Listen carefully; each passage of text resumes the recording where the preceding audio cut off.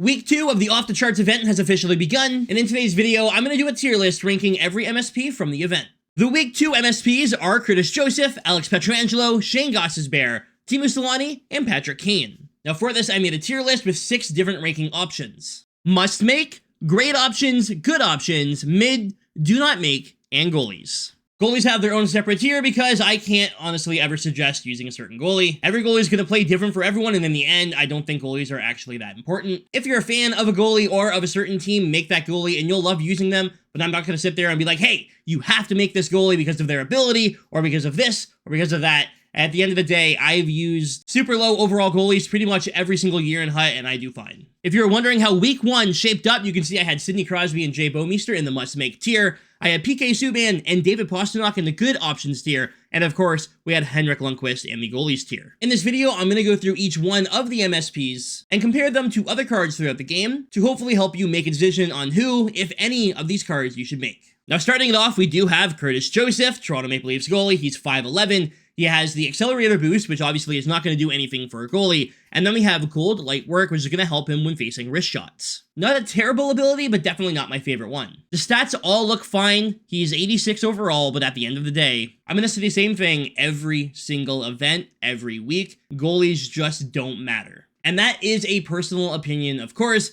but with him being 5'11", I think you're better off using like an 80 overall goalie at someone who's 6'6" instead. So of course, with that being said, Curtis Joseph going into the goalies tier next to Henrik Lundqvist. If you're a Cujo fan, or you're a Leafs fan, or whatever, make him if you want to, try him out. You will always have more fun playing with players you actually like than with the meta. Alright, moving on to the second MSP of week number 2. We have Showtime Patrick Kane. He's a 5'10", 86 overall left-handed forward with the playmaking forward synergy and gold puck on a string. I'm absolutely not surprised to see him get puck on a string, however, again, not my favorite ability. I think the problem for me here for Patrick Kane is that he's not nearly as quick as I think a lot of us were expecting. He didn't get a custom build card. His shot looks really good, his hands are obviously amazing, his checking is very weak, and his defense is not that great. I, for one, was extremely excited for a Patrick Kane MSP to come out, and at the end of the day, I'm actually very disappointed by this card. Does that mean he's going to be bad? Absolutely not. However, if you compare him to the Sidney Crosby that came out last week, Crosby is actually a better skater. Kane's endurance is very low, even compared to Crosby, who has 83 endurance. Kane's shot's definitely a little bit better than Sidney Crosby. His deking is better, but the rest of the category, not by much for Patrick Kane here. And then defense and checking both heavily goes to Sidney Crosby, right? I would definitely take Crosby over Patrick Kane here. And to go one further, the free Jonathan Drouin from a few weeks ago is pretty comparable. Again, his shot and his hands not exactly where Patrick Kane is at, but the checking and the defense very comparable. And then the skating on Jonathan Drouin is actually better than the Patrick Kane. For name value alone, Patrick Kane, obviously you're going to want to play in your top 6. Jonathan Drouin, maybe you play in your bottom 6. If you already made Jaromir Jagr from the previous event, maybe you made Leon Draisaitl. A great comparable is the Nikita Kucherov that obviously a lot of people are going to have. I'm taking Kuch over Kane here. We've got the 86 Jack Hughes, which is much better than the Kane in my opinion. But even if you only have the 84 overall version of the Hughes from the pre-order, I think Hughes is actually a better card than the Patrick Kane. Another card that came out that's super comparable is the Clayton Keller Milestone card. And then of course, if you got 10 wins or more, you got the Patrick Marleau and the Danny Heatley over the last few weeks. I really don't think that Patrick Kane is a must-make. In the end, I do like the Patrick Kane card. I don't think he's must-make. I am going to put him in the good options tier. Patrick Kane is a good card, there's just a lot of cards that are very comparable to him that you probably already have. With all that being said, let's move on to MSP number 3 from the Off the Charts event, and this one's going to be Shayne Gostisbehere. He's a 5'11" left-handed defenseman with the offensive defenseman synergy. He has the gold seeing eye ability, and I am honestly not a big fan of this card. I know he played for the Wings last year, and I was excited when he came up, but the stats just aren't there for me. I'm not a fan of the seeing eye shot ability, for one, but 2, his skating sucks. Endurance is only an 80, his shot's pretty decent and hands are good, and I guess his stick checking is alright, but that skating at 5'11", I don't know. Normally when somebody has low skating, it's because that they're very big. Shayne Gostisbehere has low skating, and he's only 5'11", and his body checking is not amazing. His stick checking's decent, not gonna lie to you. But if you want to compare him to another defenseman, well, we got Jay Bouwmeester last week, who's bigger, has better skating, way better endurance. Like, endurance is an 80 for Ghost and 89 for Bouwmeester. Ghost shot and hands are definitely better, no denying that, but the body checking and the defense definitely goes to Jay Bouwmeester, and he has gold shutdown, which in my opinion is a much better ability than Seeing Eye. Let's see who else we can compare to Shayne Gostisbehere. Well, you have Zdeno Chara, which a lot of people are going to have, right? Obviously, defensively, a much better card. He's way bigger, he has gold truculence, his endurance is better, and the skating is pretty close. I feel like they did Ghost pretty dirty on his skating. But maybe a more comparable card would be the Roman Josi. He has the two-way defenseman synergy, Heat Seeker, which in my opinion is a better ability, much better endurance, skating's about the same, shot's not as good, and hands aren't as good, but his checking and defense are much better. From the Cover Athletes event, we have Luke Hughes and we have Quinn Hughes, both at 86 overall, both of which are much better cards in my opinion. There's this Team of the Week, Jake Sanderson, that came out, which is, in my opinion, a much better card. Gold Elite Edges, two-way defenseman synergy. He has better endurance, better skating. Again, shot and hands, not there, but the checking and defense, much better, which is something you're probably looking for in a defenseman. Miro Heiskanen you can get from the Captain's X Factor is obviously much better than Ghost, in my opinion. Now, on the auction house right now, there is not a lot of options when it comes to offensive defensemen on the left side. In the end, I would just go with, like, base Quinn Hughes instead of the Shayne Gostisbehere, save your coin, and honestly, Quinn, much better skater, better endurance, I think he's going to be a better option. I'm mentioning endurance and skating a lot, and with defense, it's very important. When a card is 5'11", he can't body check, and he can't skate, and he's not going to be out there for a long time, I just can't suggest using the card. I'm not going to put him in Do Not Make, because I can see a use for him, right? I do think his hands and his shot are really good.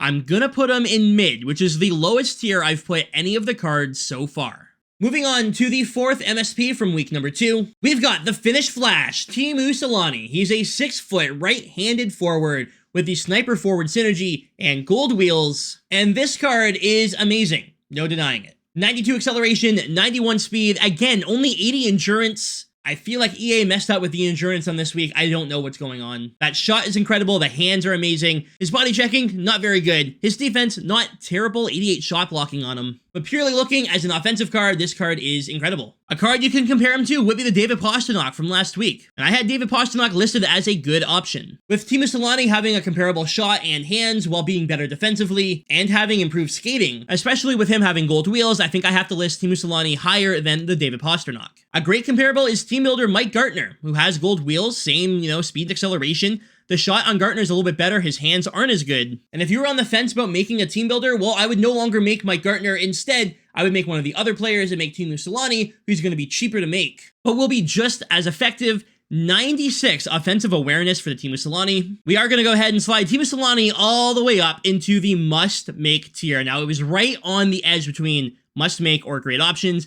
In the end, I think Teemu Selanne, for the price, may be the best right-handed forward currently in the game right now.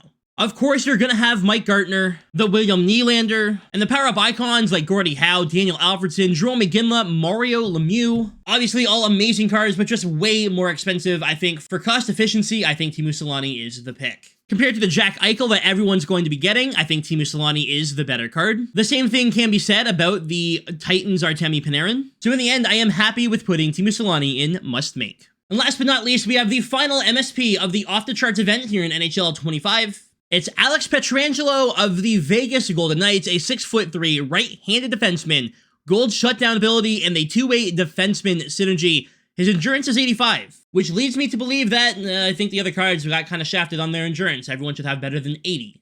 He doesn't have a great shot, he's not a great skater, he doesn't have good hands, defense is great, checking's really solid. I'm not exactly sold on the card. One thing I will say, gold shutdown is a great ability and definitely worth having. Last week I said PK Subban was a good option, but there's a lot of cards that are similar, and the same thing can be said this week about Alex Petrangelo. And comparing the two right here, while PK Subban, while he is smaller, has better skating, he has the exact same shot except for better wrist shot accuracy, better deking, same offensive awareness, better hand-eye, his passing and puck control is worse, he's got better checking and worse defense, but not by much. I don't know what to say about the Petrangelo card. Petrangelo will be more sought after because of his size, right? He's 6'3", as opposed to someone like PK Subban, who is 6 foot tall. Maybe a better comparable would be the Al MacInnis from the Supernatural event. The skating's a little bit more similar. MacInnis has a much better shot.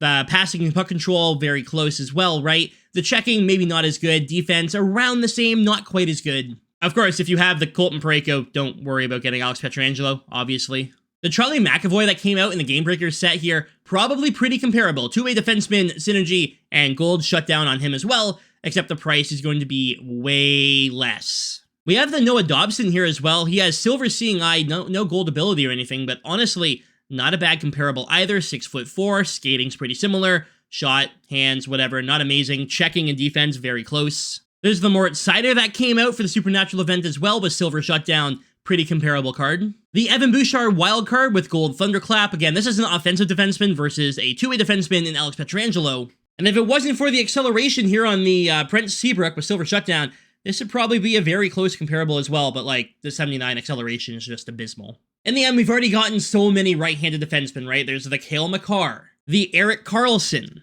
the XP Jamie Drysdale, who, in my opinion, I'm definitely using over the Alex Petrangelo. If you made Al MacInnis last event, I'm not getting rid of the Al MacInnis to put in the Petrangelo, you know what I mean? Honestly, I just don't see myself playing Petrangelo above any of these cards.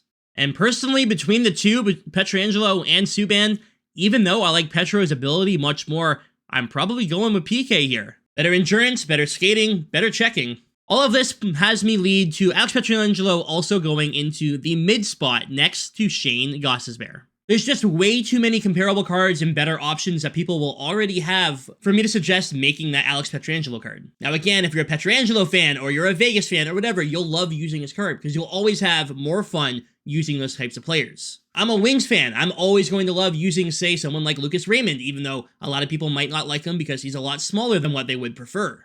Here's a look at how I ranked every card from the Off the Charts event. 3 must-make cards out of the 10 MSPs released in Sidney Crosby, Jay Bouwmeester, and Teemu Selanne. PK, Pasta, and Showtime, all good options. I don't think that they're amazing options. A couple of goalies there with Cujo and, of course, Henrik Rundqvist. And then the 2 worst cards of the event, in my opinion, were Shayne Gostisbehere and Alex Petrangelo, both of week number 2. A left-handed defenseman and a right-handed defenseman, both of which had better options in week number 1, in my opinion. Now, anyways, guys, that is going to do it for this video. Thank you so much for watching. Leave a like if you enjoyed, and let me know down below if you agree with my picks for the tier list. I really want to like Showtime. I really want to like Shayne Gostisbehere, but in the end, they're just not the best option. I know Crosby and Kane are definitely going to play different positions, but even if Crosby wasn't a center, I'm probably putting him on the wing instead of the Patrick Kane, and I think that is a problem. Anyways, y'all, I'll be back here tomorrow on the channel with another video, but for now, I'm out of here. Have a wonderful night, and I will see y'all tomorrow right here with Gliding to Glory.